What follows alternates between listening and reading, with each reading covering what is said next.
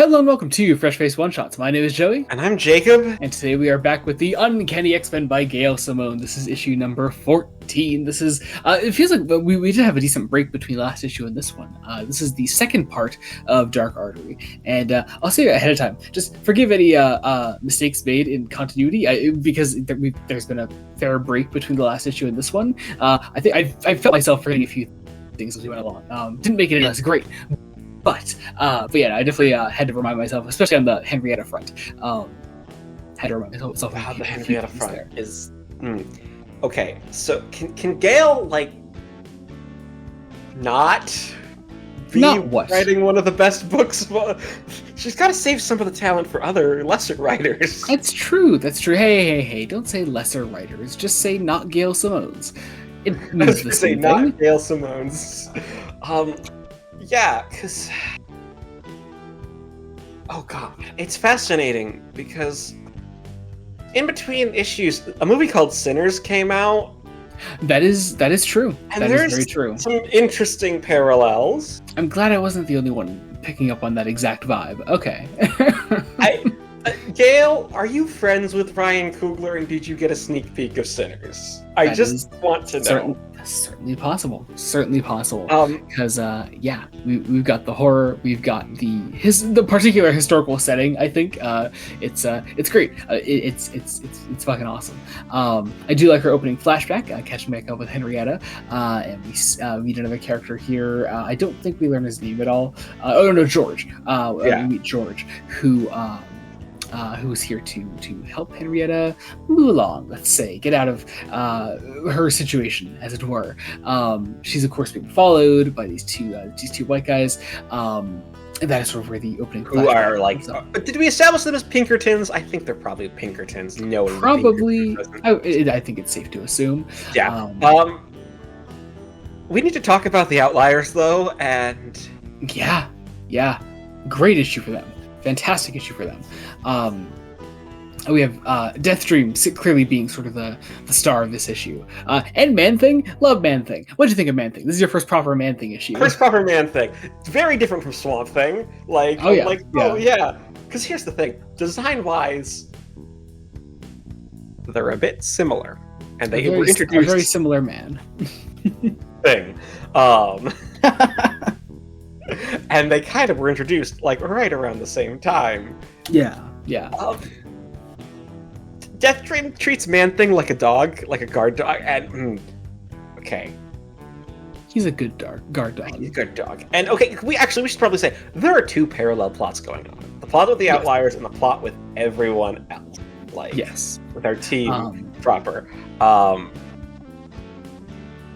So someone has basically been calling the Outliers down into this room where only a mutant can open this door, and it's so whoever's in this room is prophetic, has answers. Man-Thing is guarding the door, and to get past Man-Thing, the Outliers have to introduce themselves, say who they are, and tell the truth specifically. Yeah, it's giving up a truth. Yes. Calico, it seems. The truths are.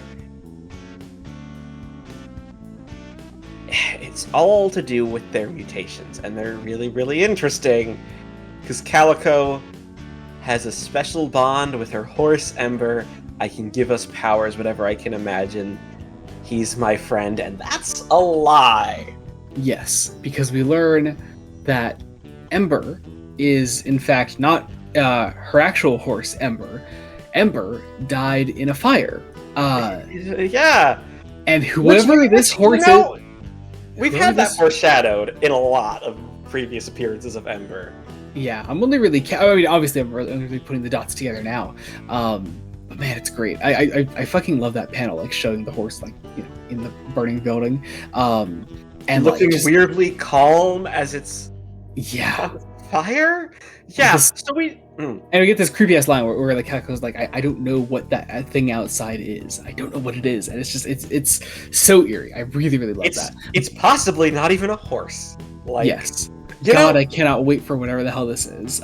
here's the thing: Gail Simone on social media since this run began has been saying shit about how bad Ember is. Has Gail's trolling just been like also subtle foreshadowing? Gail, you're trying to imply right now that Gail Simone lies about things online, and that's just not true. Gail Simone only ever tells the truth. It never trolls. I was gonna say, I think her trolling is the truth now, and that's scary. That's frightening. It's great. But yeah, this is a truth from Calico, and so Man-Thing allows the Outliers. Meanwhile, however, in the Savage Land, before that, there's a really interesting thing about Death Dream. Death Dream apparently doesn't have feelings. lies. Which interesting, which is completely obviously a lie. Oh, it's maybe he's my favorite of the Outliers. Oh, he's been my favorite from like day Yeah. pretty much. Yeah. I mean, I also just like the goth vibes, so you know, it was an immediate attraction for me. I was like, this is my fucking character. But do we both gravitate towards like the goth characters? I mean, I think we've known this about each other for a while, Jacob. We have. You act like this is news. No, but here's the thing. I don't think I give off a particularly goth vibe. Neither of us are goth ourselves. We just really like goth things. It's very weird. But meanwhile, in the Savage Land, what else do we like around here, Jacob? I believe what I said while I was reading. Well, Gail Simone's writing this issue for the gals, the gays, and the Gale. Most importantly, the Gale. Yes. Yes, which isn't exclusively true by the end. You did have to amend that. It's worth noting for those watching. Jacob read this issue right before we started recording, so I got to hear the live reading experience. So, but yes. This issue is almost entirely tailored to me because we also have a giant fuck you dragon. We've had a giant fuck you dragon last time. Giant fuck you dragon. We have a shirtless Gambit. We have Rogue joining in the fight. We essentially just get a dragon fight. Then it's good fun. But also, there's some interesting things that this dragon and Gambit are similar in some way, which is it's interesting. I want more of this dragon. Give us more of this dragon. I mean, hey, this is our third appearance of this run now of third appearance of Sodarang. So, thank you. I could not say the goddamn name. It's been. I said in the last issue, the video for the last issue. So yeah, I can't get Sodarang in my mouth for whatever reason. I want to go to I want to steal a Tolkien name for some reason. Sauron, Sadurang. I kind of see it, yeah. Really, it's Sauron, but that's also because Sauron, the living dinosaur who could cure cancer, but doesn't want to cure cancer. He wants to turn people into dinosaurs. But we have, we get a great dragon fight here. It's wonderful. Classic D&D dragon fight, because it's a dragon that breathes ice. Yes. Also, again, who this is for? Everyone who is an adult is in their night clothes. Yes. Yes, worth noting. Who is an adult? Which is everyone here, actually. Yes. But, not the Outliers. The Outliers aren't part of the scene. That's important. That's important.